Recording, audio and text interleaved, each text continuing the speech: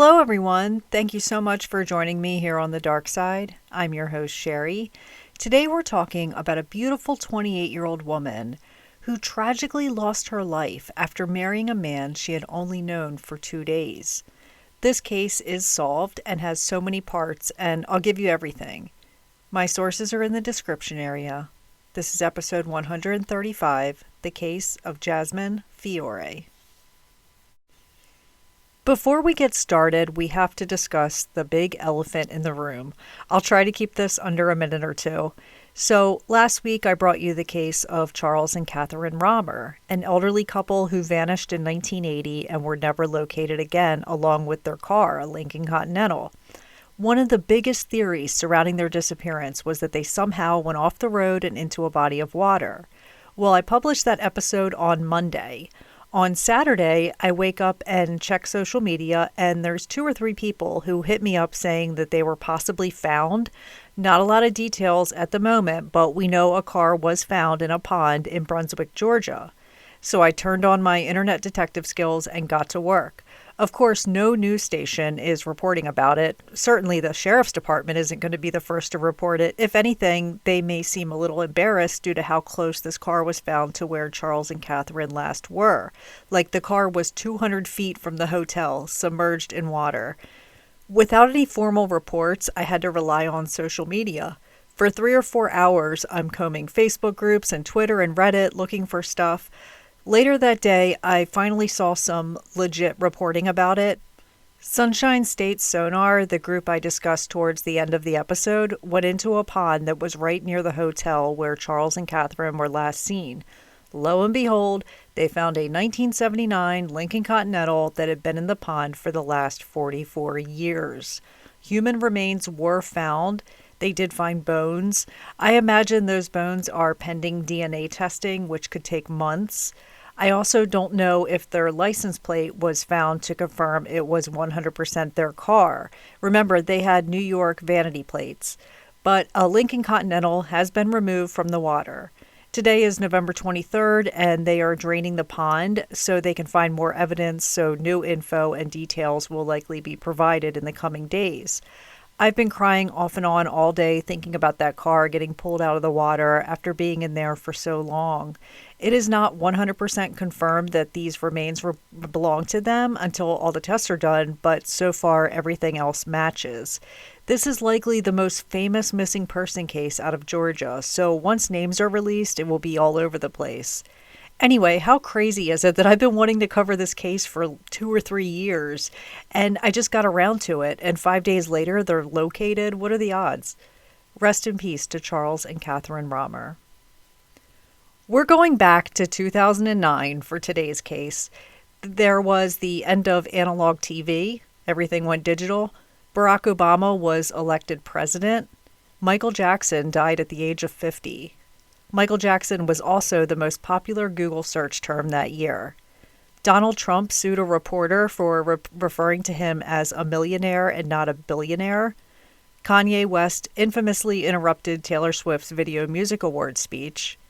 And in weird news from 2009, a family reported their 6-year-old son, whose name is Falcon, yes, Falcon, was trapped in their homemade helium balloon, and it was soaring the skies over Colorado. After hours of panic and massive rescue operations, Falcon was found to be hiding in the family's garage, and the family had made it all up for a publicity stunt. I remember the media went crazy with that story. On August 15th, 2009, a man in Buena Park, California, which is about 20 miles outside of Los Angeles, is combing through dumpsters looking for cans and scrap metal to cash in. Here in the U.S., you can turn in recyclables for money in some places. He sees a suitcase inside the dumpster and decides to take a peek inside. He unzips it, and inside is a human body. It's contorted to be able to fit in the suitcase. He alerted the building manager, and a call to 911 was placed. This 911 call went exactly how it should if you ever stumble across a dead body. This guy must love crime shows because he did everything right. He tells the operator he found a suitcase in the dumpster. He says, I unzipped it and I used my thumb to open the top. I placed my index finger here. I would be doing the same exact thing. I'm going to tell them what spots they would find my fingerprints. Police arrive and open the suitcase, and at first they believe this is a child because the body is able to fit in a suitcase, but they discover this is actually a full-grown woman with brown hair. They notice the tips of her fingers had been cut off. This is obviously an attempt to disguise her identity, so they know what they're going to find next, or what they're not going to find, rather, and they were right. They opened her mouth and all of her teeth had been removed. Now, we've got no dental records. They initially think this is the work of a serial killer or someone in the cartel. It takes a lot for someone to be able to mutilate a corpse like that. This can't be the first time this person is killed. She is taken in for an autopsy, and it's determined that she hasn't been dead for very long, maybe 6 or 8 hours tops. Her face was badly beaten, and she had been strangled. She was also nude. We have no teeth and no fingerprints. As a side note, I truly hope this woman wasn't alive at the time her teeth and fingers were removed. How on earth are they going to confirm this woman's identity? It would be much easier than they thought to identify her without these super important components. During the autopsy, they see she has breast implants. Every breast implant manufactured has a serial number. They can trace this serial number to whoever the recipient is. This is the body of 28-year-old Jasmine Fiore. Let's discuss who Jasmine is. Jasmine was born February 18, 1981. She was born and raised in Santa Cruz County in California. She was raised by a single mom since her parents divorced when she was 8. She was known to be a bit of a tomboy growing up. I don't like the word tomboy. It's kind of outdated in my opinion, but I really don't know another word for it. Family and friends say she loved animals and nature. As a teenager, she played on the boys' football team, and she worked at a grocery store. After high school, she had her sights set on modeling. She became a swimsuit model, but she wanted to take that further and model for Playboy. She made her way to Vegas and got breast implants and got jobs modeling for restaurant ads and swimsuit ads. She did commercials. Do you guys remember those late night commercials from the 2000s for phone sex? She was one of the models in the commercials. She was really building her brand and wanted to be rich and famous like other models who went to Hollywood. By the mid-2000s, Jasmine was partying at the Playboy mansion. She had become a Playboy spokesperson. She had a penthouse apartment. She was walking on the arms of celebrities on the red carpet. She's making good money. She had finally made it in Hollywood. Once you're associated with Playboy, especially back in the 2000s, you won't have any problems getting modeling gigs. She was attending a lot of events and parties. She was photographed alongside celebrities and becoming a familiar face in the industry. She had relationships with men that had came and went, but Jasmine always came out on the other side okay. I mentioned that when she was found, she had brown hair. So 90% of the time she has bleach blonde hair, but she had recently dyed her hair brown. So she had gotten her real estate license and began investing in properties and talking about buying and operating a new fitness club. She wanted to step out of the limelight for a bit, but she never really got the chance to do that. In March of 2009, this is 5 months before her death, she met a wealthy businessman named Ryan Jenkins. They met at a casino party in Las Vegas. Ryan is from Canada, but he was in the States because he was filming for a reality TV show. So in the mid-2000s, VH1 had all these reality shows, Rock-a-Love, I Love New York, Celebrity Rehab. These were major pop culture years. I would watch some of them back then, and I feel like my brain was being fed junk food. They were considered trashy, and I don't mean that to offend anyone who was on them or enjoyed watching them. I watched them too. There was fighting and hair pulling and constant love triangles. People loved it. It's entertaining. Ryan was a contestant on Megan Wants a Millionaire. Megan Wants a Millionaire is a show that featured Megan Hauserman, who had been on other reality shows and was a fan favorite. VH1 was like, we're going to give you your own show. Well, now 17 men who are millionaires are competing for the chance to win her love. Ryan Jenkins was one of the men who was selected to be on the show. Picture the show The Bachelorette, but much more outlandish. Ryan is cleared and vetted by the producers and found to be squeaky clean. Ryan grew up the son of a very wealthy architect. Ryan portrayed himself as a wealthy man too. So when he was auditioning for Megan Wants a Millionaire, he told them his net worth was over $2 million, when in reality it was his dad's net worth. His was much lower and he wasn't even a millionaire. That wouldn't be revealed for a long time. So during the filming of Megan Wants a Millionaire, Megan is eliminating a bachelor every week, but her and Ryan were getting hot and heavy. She wanted Ryan more than any of the other contestants. But they have a show to film, so she's got to pretend like she's interested in these other guys at the same time. When in reality, after hours, she had this relationship with Ryan, which drove Ryan crazy because he's super jealous. They would talk on the phone at night after filming for the day, and she told him secretly, "I'm going to pick you. Let's just finish the show and then we can ride off into the sunset together." Producers of the show learn that Megan wants to pick Ryan, and they're like, "Nope, choose someone else." She's like, "What?" So they explain that viewers wouldn't want to see Ryan win. They would want to see this other guy win instead. And we need our ratings. So she's like, "Okay, fine, I'll do it. But after the show, I'm dumping him and Ryan and I are going to be together." The producers say, "We don't care what you do, but in the finale, you're not going to pick Ryan." Megan doesn't have enough time to explain to Ryan that she can't pick him as the final contestant. Instead, she breaks it off during filming like the producers told her to do. But she knows in her mind, after this is done, she would explain to Ryan why she had to do that. But she doesn't have enough time. Ryan is eliminated and gets on a plane and leaves. While Megan is filming the finale, Ryan calls her and tells her he was so heartbroken over being dumped by her that he went to Vegas and married someone he just met. Megan is now stuck with this other guy she didn't want to be with. These are some super toxic situations they found themselves in. Ryan met Jasmine at a party in Las Vegas, and within 2 days of them meeting, they got married. They had a very quick wedding at the chapel on the Vegas Strip. That is crazy to me. Imagine meeting someone and marrying them 2 days later. I'm sure he was telling her that he was this reality TV star and he's famous. Megan Wants to Be a Millionaire hadn't even aired one episode yet. It was still in the filming stages. So with him being an air quotes TV star and her being a Playboy model, they felt they were this power couple and they were soulmates. Within weeks, Jasmine begins to see red flags with Ryan. For example, for being this millionaire, he was sure spending a lot of her money. He claimed his money was stuck in Canada. Jasmine's like, "Yeah, I did not sign up for this." But she told her mom she was in over her head.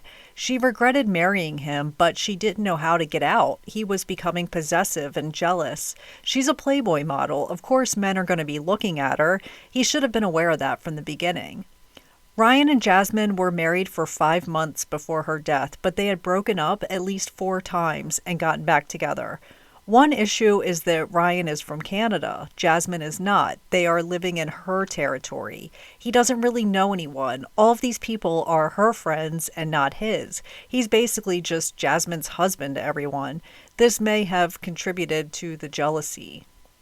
At one point, Ryan was arrested for striking Jasmine during a party. He hit her and she fell into a pool after he saw her kissing another man.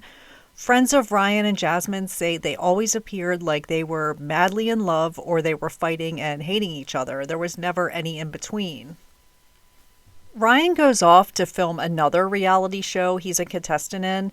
It's season 3 of a show called I Love Money. He got on the show because he contacted Megan from Megan Wants a Millionaire and told her he was unhappy with his marriage to Jasmine. He says she is ruining my life, but he doesn't want to leave her. Megan feels sorry for him and uses her pull to get him cast on this show, I Love Money. As Ryan is in Mexico filming for this other show, his phone is never far from reach. He's dialing Jasmine all the time. His tone is sharp as he questions her whereabouts. "Where have you been? Who are you with?" Every answer sparks another question. His castmates on the show would ask him, "Why do you call your wife so much? Do you not trust her?" Jasmine is not used to being checked in on. She's been very free these last few years, and now she's feeling suffocated. It's not just his questions. Ryan had made big promises when they tied the knot. $10,000 a month. That was what he promised Jasmine she would be given a month just for, from him just for being his wife. A financial cushion to match the glamorous lifestyle they wanted to build together. But Jasmine hasn't seen a penny. Instead, she's footing every bill, including the extravagant cabana parties they love to throw. The drinks, the food, the DJ, performers were all on Jasmine's dime. Every time she confronts Ryan, he brushes her off with the same excuse. My money's tied up in Canada. He tells her the banks won't convert it to US dollars. It's an excuse Jasmine finds increasingly hard to believe. I thought about this, and how could he be so comfortable letting that money just sit there untouched and inaccessible? At the time of our story, Ryan had actually won on I Love Money and collected the $250,000 grand prize, so he could use some of this money to pay back money to Jasmine, but that doesn't happen. It's August 2009, and Megan Wants a Millionaire is set to air its first episode. Jasmine is discovered in a dumpster, and police learn her name. They were able to find that Jasmine was married to a man named Ryan Jenkins, and they get in touch with him. Ryan had just reported her missing. It's 9 p.m. at night. He tells them, yes, she's missing, but she does this a lot. It's not that big of a deal. They tell him, well, yeah, it is. We found her deceased in a dumpster, and we want to meet with you right away. But Ryan tells them he's not in a position to be questioned right now. He says, I actually have to go to Canada. I've got this visa issue. I've got to get straightened out, like, right this second. Hello, big red flag there. They're like, wait, it's probably not a good idea to leave the country. And he's like, no, I gotta go, bye. Police learned that 2 days before Jasmine was found deceased, her and Ryan had attended a celebrity poker game for charity at a casino in San Diego. They take Jasmine's Mercedes to San Diego, they get this nice room at a hotel, and they set off to the charity poker game. Hotel surveillance showed them enter the hotel room, wheeling their suitcases in. A couple hours later, they emerge from the hotel room, and Ryan is wearing a formal black suit. Jasmine looks beautiful in this short black cocktail dress. You see them walking down the hall and exiting the hotel. When the poker game ended, it's around midnight, and they went to a nightclub and partied into the early morning hours. Others who were at this nightclub said they saw Jasmine going to the bathroom a lot, and she spent a lot of time texting. Ryan even asked her who she kept texting, and she said it was her mom.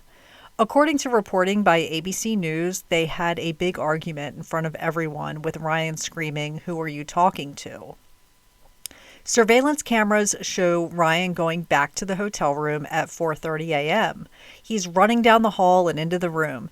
Jasmine is not with him, and he looks very distressed. We see Ryan come out of the hotel room just for a moment. He has a phone receiver. This is a landline phone. He disconnected it from the base. He just has the physical receiver in his hand. He hides it on top of this tall storage dresser in the hallway. Then he goes to the ice machine and gets ice to bring back to the room. The whole time he looks distressed. The only reason he would put that receiver up there is so that someone in the room wouldn't be able to use the phone. But Jasmine was never seen entering the room. Police find that outside of the hotel room, their room was ground level with a patio, and it was an outside entrance where there are no cameras. This is not too far from the parking area. On that little patio, police find bloodstains. Police begin investigating others besides Ryan. For starters, Jasmine had an ex-husband. They were not married for very long. This ex-husband, whose name is Michael, was released recently from prison, like 3 days ago. He had been away for a while on drug charges. I know I'm all over the place here, but this case is super messy, and it's about to be even more messy. So when Jasmine was found deceased, she was nude. Naturally, they did a rape test kit on her. They found semen inside that was a match to this ex-husband, Michael. Of course, police now want to talk to Michael. They learned from him that he had been released from prison 3 days ago.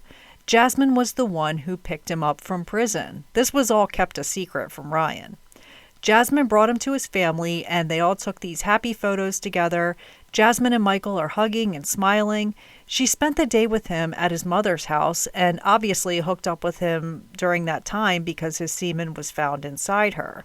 Michael was distraught that Jasmine was violently murdered, but completely understanding of why he is a person of interest. Michael ends up getting ruled out because part of his parole release was that he had to wear an ankle monitor. The ankle monitor doesn't lie. It shows he was home the whole time and nowhere near where Jasmine was found. There's another man that police want to talk to, though. Remember when Jasmine was at the nightclub and texting away? These messages weren't to her mom like she told Ryan. They were instead to an ex-boyfriend named Robert. Robert lives in Las Vegas, and Jasmine had been blowing up his phone that night. She tells him that she is done with Ryan. She's ready to leave. She wants to be with him instead. Could he send his plane to come pick her up? Yes, the man has his own airplane. Ryan was not considered a suspect and got ruled out. As a side note, after Jasmine's murder, Robert got together with Jasmine's best friend Lacey, and the two married. Ryan tells police something interesting, though. He says Jasmine and him had been texting back and forth, and she wanted to be with him, come get me. Then the final message from Jasmine read just 2 words, suck it. Police believe it was at this time that Ryan had Jasmine's phone and that he had sent that message. The theory is that Ryan and Jasmine got into this big argument in front of everyone at the nightclub about her constant texting. They get out to the car to leave, and Ryan takes her phone and sees all these messages, and he begins beating her and strangles her in the car. Later, he brings her into the hotel room via the outside patio door where there are no cameras. She is either already dead or in the process of dying. Since he hid the phone receiver, she was likely still alive. At some point, he takes out her teeth and cuts off her fingertips. He puts her in a suitcase and takes her out the patio door. Ryan was seen walking out of the inside hotel door and down the hallway when he checked out. He doesn't have a suitcase anymore because it's in his car with Jasmine folded up inside. So he's carrying all this stuff in his hands. He's fumbling clothes and hairbrushes and shoes. There's no evidence of blood inside the hotel room, so it's believed that he mutilated her body somewhere else, especially because grass and mud were later found in the undercarriage of the Mercedes, so he probably took her somewhere else to do this mutilating. He then leaves the hotel and drives around and disposes of her at a dumpster. Ryan is now on the run. What's boggling is that Megan Wants a Millionaire episodes just started airing. They're on episode 3 at this point, and everyone is learning that there is an international manhunt for Ryan Jenkins, who is on this show wooing Megan. Ryan is on the run, and the U.S. Marshals put up a $25,000 reward for his capture. His BMW was seen pulling his speedboat behind it on a trailer. That BMW was found abandoned in Washington State next to the water. When it was found, the engine was still warm, so they literally just missed him. His boat trailer is still attached to the car, but the boat is gone. Police believe he got on his boat and was heading into Canada. There were reports that he was being chased by the U.S. Coast Guard on a boat, but officials denied these reports. But Border Patrol agents were looking for him in the air, on water, and on the ground. He somehow escaped and made it into Canada. He traveled on foot through the woods and made it to the Thunderbird Motel, which is a completely different kind of motel than the fancy one he was just staying in. Once these 3 nights are over, the motel manager is wondering why he hasn't left. He knocks on the door and is like, "Hey, you're going to have to pay for another night if you're going to stay here." But no one comes to the door. So he lets himself in. There he finds Ryan hanging from a coat rack. Ryan had used a belt to commit suicide. There was no suicide note found, but police did seize his computer. It hasn't been released what contents were found on it, except that there was a document that was titled Last Will and Testament. Meanwhile, back in the USA, a white Mercedes-Benz was found abandoned in a Trader Joe's parking lot that was 1 mile from Jasmine and Ryan's penthouse apartment. Sure enough, it was registered to Jasmine. Inside the car was blood smears and splatter and evidence that her hair had been pulled out. There's handprints and arm prints all over the windows. It's obvious a big struggle was going on in this car. This is the smoking gun. This was the crime scene. The other smoking gun was that the suitcase Jasmine was found in. It was the same suitcase that Ryan had been seen wheeling into the hotel room.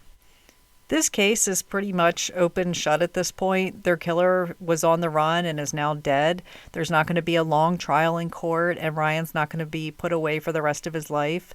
Jasmine's family says Ryan did them a favor by committing suicide.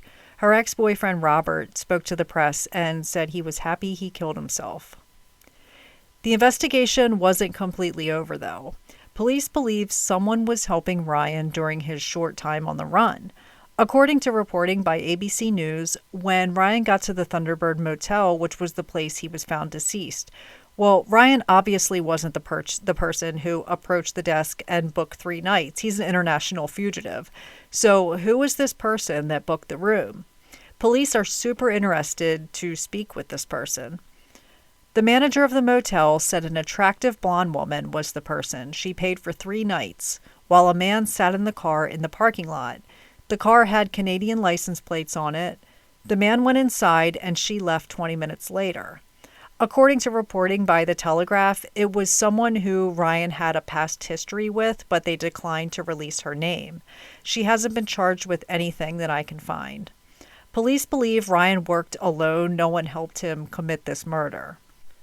The manager of the Thunderbird Motel said that he did see Ryan emerge from the room once during those 3 days, and he was walking around outside. He said Ryan looked very gaunt and stressed. He didn't look anything like the celebrity that everyone knew. This motel manager had no issue telling TMZ what it was like to find Ryan in the room.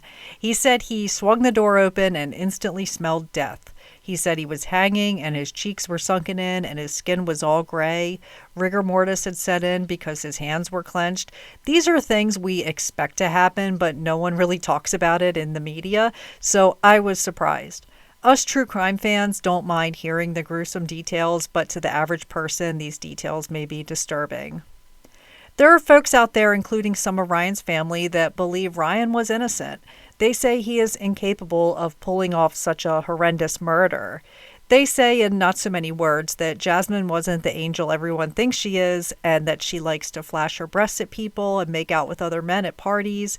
These kinds of things pissed Ryan off as they would any husband. A friend told the media that the night Jasmine was killed, she had been berating Ryan in front of a large group of people and trying to embarrass him. Of course, that's a shitty thing to do, but it's still not an excuse for murder.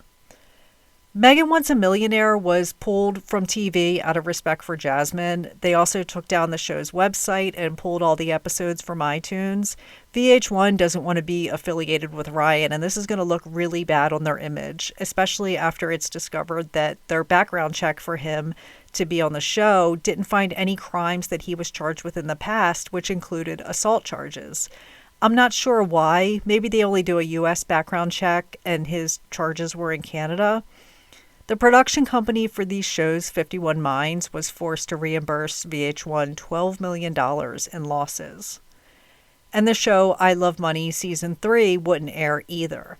It was around this time that the world, because we suck as humans, had Jasmine's nude photos as one of the most trending topics on the internet.